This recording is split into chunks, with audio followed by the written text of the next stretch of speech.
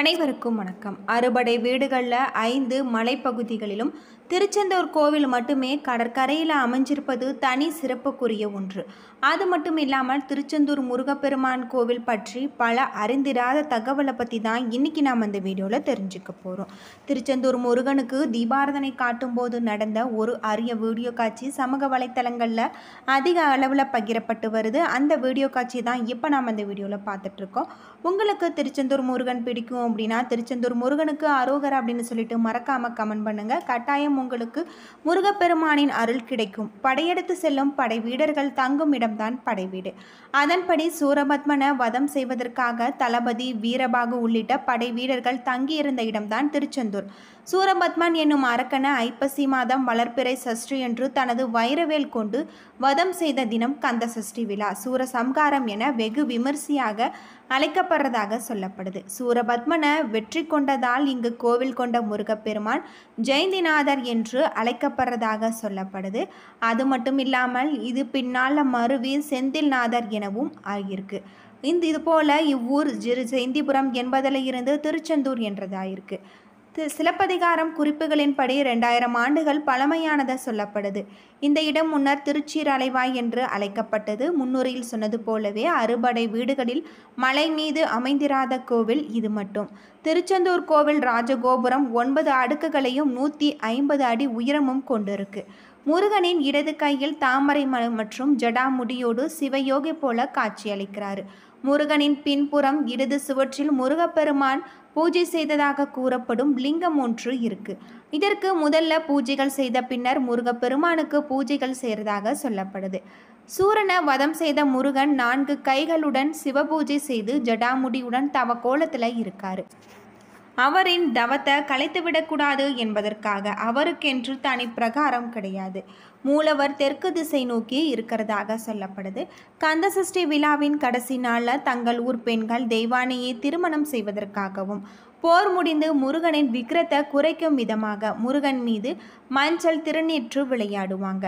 திருச்செந்தூர் கந்தசஷ்டி விழா வெகு விமர்சையாக கொண்டாடப்படுவதற்கு மற்றொரு காரணமும் உண்டு. சில முனிவர்கள் உலக நலனுக்காக ஒரு புத்திரன் வேண்டும் என்று கருதி ஐப்பசி மாதம் அமாவாசை தொடங்கி 6 நாட்கள் யாகம் நடத்தியிருக்காங்க. கோவில் காலை 5 மணி முதல் இரவு 9 மணி வரை திறந்திருக்கும். திருச்செந்தூர் முருகன் கோவிலில் 9 கால பூஜைகள் நடைபெறதாக சொல்லப்படுது. தினமும் மதியம் உச்சி கால பூஜைகள் முடிந்த பிறகு ஒரு பாத்திரத்தில் பால் அன்னம் எடுத்துக்கொண்டு மூலத்தாளத்துடன் சென்று கடலில் கரைக்கப்படுது. இதற்கு கங்கை பூஜை என்று அழைக்கப்படுது. தீபாவளிக்கு மக்கள் அனைவருமே புத்தாடை அணிந்து கொண்டாடுவது வழக்கம். அதே போல இந்திரனின் மகளான தெய்வானையை முருகன் மனம் முடித்திருப்பதால் இந்திரன் புத்தாடை எடுத்து தருவதாக நம்பப்படுது. வைகாசி விசாகம், ஆவணி திருவிழா, கந்த சஷ்டி விழா, சூரசம்காரம், மாசி திருவிழா போன்றவை இங்கு வெகு விமர்சையாக நடைபெறதாக சொல்லப்படுது. வைகாசி விசாகத்தின் போது கடுமையாக நோன்பு வைத்து காவடி, பால்குடம், அபிஷேகம் போன்றவற்றை இறைவனுக்கு படைக்கப்படுது. தங்கத்தேர் ஊர்வலம், சந்தனக்காப்பு அபிஷேகங்கள் செய்து வராங்க. பக்தியுடன் முருகப்பெருமான அபிஷேகம் செய்து வணங்குவதன் மூலம் தங்கள் மனக்கவலைகளில் இருந்து விடுபட முடியும் அப்படின்னு சொல்லப்படுது. கந்தசஷ்டி விரதம் இருப்பதால் திருமணமாகாதவர்களுக்கு திருமண பாக்கியம், குழந்தை இல்லாதவர்களுக்கு குழந்தை பாக்கியம் என முருகப்பெருமான் அருளால் நிச்சயம் கிடைக்கும் அப்படின்னு சொல்லப்படுது. அது மட்டும் இல்லாமல் திருச்செந்தூர் முருகன் கோவிலில் 4 கிணற்றுக்கும் சூரபத்மனுக்கும் கூட ஒரு தொடர்பு இருக்கிறதாக சொல்லப்படுது. சூரசம்காரம் முடிந்த பிறகு முருகன் தனது கோபத்தை தணிக்க தனது வேலால் வேகமாக தரையை குத்த பீரிட்டு வந்த நீர்தான் 4 கிணறாக சொல்லப்படுது. சூரபத்மனுடனான போரின் போது திருச்செந்தூரில் முகாமிட்டு தங்கியிருந்த போர் வீரர்கள் தாகத்தை தணிப்பதற்காக முருகன் தனது வேலால் இந்த கிணற்றை உருவாக்கியிருக்கார் என்று சொல்லப்படுது.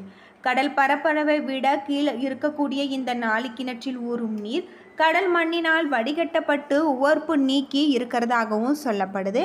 இனிப்பு சுவையுடன் இருக்கிறதாக சொல்கிறாங்க. இந்த கோவில் 2000 ஆண்டுகளுக்கு முன்பு இருந்து சிறந்து விளங்கப்படுவதாக அனைவராலும் சொல்லப்படுது. இந்த கோவில் திருச்செந்தூர் முருகன் கோவில் 9 அடுக்குகளையும் 157 அடி உயரத்தையும் அழகான கொண்டிருக்கக்கூடிய இந்த திருக்கோவிலின் கோபுரமானது 17ஆம் நூற்றாண்டில் கட்டப்பட்டிருக்கு. அது மட்டும் இல்லாமல் பல்வேறு சிறப்புகளை கொண்டிருக்கக்கூடிய கோவிலாக இருக்குது. தமிழ்நாட்டில் நாகரிக பண்பாட்டில் சிறந்து விளங்கிய நகரம் என்றும் அழைக்கப்படுவதுதான் திருச்செந்தூர். திருச்செந்தூரை அலைவாய், திருச்சீர் அலைவாய், வெற்றி நகர் என பல பெயர்களில் அழைக்கப்படுறாங்க. இந்த கோவில் முருகன் மன்னார் வளைகுடாவின் கடற்கரை பகுதியில் அமைந்துள்ளதால் அலைவாய் என்றும், திரு என்னும் அடைமொழி பெற்றிருப்பதால் திருச்சீர் அலைவாய் என்றும் பாடல்களில் சிறப்பாக சொல்லப்படுது. வீரவாகு தேவர் அனைத்து கடவுள்களுக்கும் காவல் தெய்வமாக விளங்குவதால் திருச்செந்தூரை வீரவாகு பட்டினம் என்று அனைவராலும் அழைக்கப்படுது. இந்த கோவிலில் வீரவாகு தேவருக்கு பூஜைகள் நடந்து முடிந்த பின்னர் முருகனுக்கு பூஜைகள் நடத்தப்படுறதாக சொல்லப்படுது. இந்த கோவில் ராஜகோபுரம் வாசல் ஆண்டு முழுவதும் அடைக்கப்பட்டுதான் இருக்கும். இந்த ராஜகோபுரமானது எப்போது திறக்கப்படும் என்றால் சூரசம்காரம் முடிந்த பிறகு தெய்வானை திருமண நாட்களில் மட்டுமே இந்த கோபுரமானது திறக்கப்படுறதாக சொல்லப்படுது. கோவிலில் அமைச்சிருக்கக்கூடிய சண்முக விலாச மண்டபம் 120 அடிகளை கொண்ட உயரமும் 60 அடி அகலத்தையும் 124 தூண்களையும் கொண்டிருக்கு அப்படின்னே சொல்லலாம். அது மட்டும் இல்லாமல் திருச்செந்தூர் முருகன் கோவிலில் உச்சிகால பூஜைகள் முடிந்த பின்னர் மணி ஒலிக்கப்படும். இந்த ஆலயத்தின் மணியானது 100 கிலோ எடைகளை கொண்டிருக்கு. இந்த ஆலய மணி கோவில் கோபுரத்தின் 9வது அறையில் வைக்கப்பட்டு இருக்கு. கோவில் எதிரில் 2 மயில்களும் ஒரு நந்தி பகவான் சிலையும் அமைக்கப்பட்டு இருக்கு. 2 மயில்களில் முதல் மயிலானது இந்திரனும், 2வது சூரபத்மனையும், 3வதாக பஞ்சலிங்கங்களின் வாகனமான நந்தியும் பெருமாள் அப்படின்னே சொல்லலாம். திருச்செந்தூரில் 2 கடவுள்கள் அருள்பாலித்து வராங்க. முதல் கடவுளான சண்முகம், 2ஆம் கடவுளான பாலசுப்பிரமணிய சுவாமி என 2 கடவுள்கள் அருள் தந்து கொண்டிருக்கிறதாக சொல்லப்படுது. அது மட்டும் இல்லாமல் பாலசுப்பிரமணிய சுவாமி கிழக்கு திசை நோக்கியும், சண்முகர் தெற்கு திசை நோக்கியும் அருள் புரியறதாக சொல்லியிருக்காங்க. திருச்செந்தூரில் இருக்கக்கூடிய பாலசுப்பிரமணிய சுவாமிக்கு பூஜைகள் செய்த பின்னர் தினமும் வெண்ணிற ஆடைகளை சாற்றதாகவும், சண்முகருக்கு பச்சை நிறம் கொண்ட ஆடைகளை அணிவித்து வரதாகவும் சொல்லப்படுது. கோவிலின் மூலவருக்கு பின் பகுதியில் பாம்பறை என்னும் சுரங்கம் பாதை இருக்கு. கட்டணம் செலுத்தி உள்ளே சென்றால் முருகன் பூஜை செய்து வந்த பஞ்சலிங்கங்களை பார்த்து தரிசிக்கலாம் அப்படின்னு சொல்லியிருக்காங்க. திருச்செந்தூர் கோவிலில் சண்முகர், ஜெயந்திநாதர், குமரவிடகர், அலைவாய் என 4 உற்சவர்கள் இருக்கிறதாக சொல்லப்பட்டிருக்கு.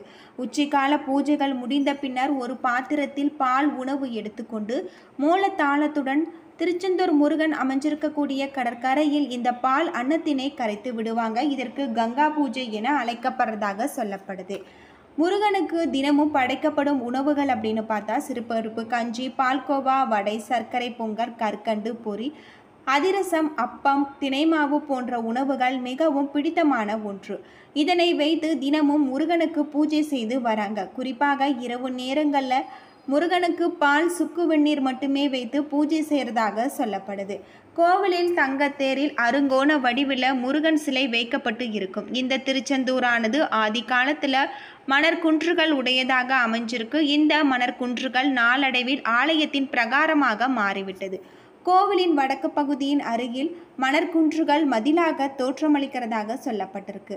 முருகன் கோவில் இடது பக்கத்தில் வள்ளி குகை அமைஞ்சிருக்கு. 24 அடி ஆழத்தினை கொண்ட 4 கிணற்றில் பக்தர்கள் அனைவரும் நீராடிய பின்னர் அங்கு இருக்கக்கூடிய கடற்கரையில் நீராடுவதை பாரம்பரிய வழக்கமாக வச்சிருக்காங்க அப்படின்னே சொல்லலாம். 12 சித்தர்களின் 8 சித்தர்களின் சமாதியானது திருச்செந்தூர் முருகன் கோவிலில் அமைஞ்சிருக்கு. முருகனுடன் போரிட்ட படை வீரர்கள் அகினார்கள் என்று அழைக்கப்பட்டு வரதாக சொல்லப்படுது. இவர்கள் மாமரமாக மாறி நின்று சூரபத்மனை வேளால் சிதைத்த இடம் மணமாடு என்ற பெயரில் திருச்செந்தூர் கோவில் அருகில் 3 கிலோமீட்டர் தொலைவில் இந்த இடம் அமைஞ்சிருக்கிறதாக சொல்கிறாங்க. அது மட்டும் இல்லாமல் பிறப்பிலிருந்து இறப்பு வரை தவம் செய்து அடையக்கூடிய பலனை திருச்செந்தூர் முருகன் கோவிலில் ஒரு நாள் விரதம் இருந்து முருகனை தரிசனம் செய்வதால் அந்த பலன் அடைந்து விடலாம் என்பது முனிவர்கள் கூறியிருக்காங்க அப்படின்னே சொல்லப்படுது. முருகன் மாறாத உடல் மற்றும் உள்ளத்தின் அழகினை உடையவர். முருகன் எப்பொழுதுமே இளமையுடன் காட்சியளிப்பார். சிவந்த நிறத்தினை உடையதால் இவர் செந்தில் என்றும் அழைக்கப்படுறதாக சொல்லப்படுது. ஏன்னா நண்பர்களே, இந்த வீடியோ உங்களுக்கு பயனுள்ள தகவலை தந்திருக்கும்னு நினைக்கிறேன். வீடியோ பிடிச்சிருந்தால் லைக் பண்ணுங்கள், ஷேர் பண்ணுங்கள், கமெண்ட் பண்ணுங்கள். இது போல் தகவலை தெரிஞ்சுக்க நம்ம சேனலை மறக்காமல் சப்ஸ்கிரைப் பண்ணுங்கள். நன்றி நண்பர்களே.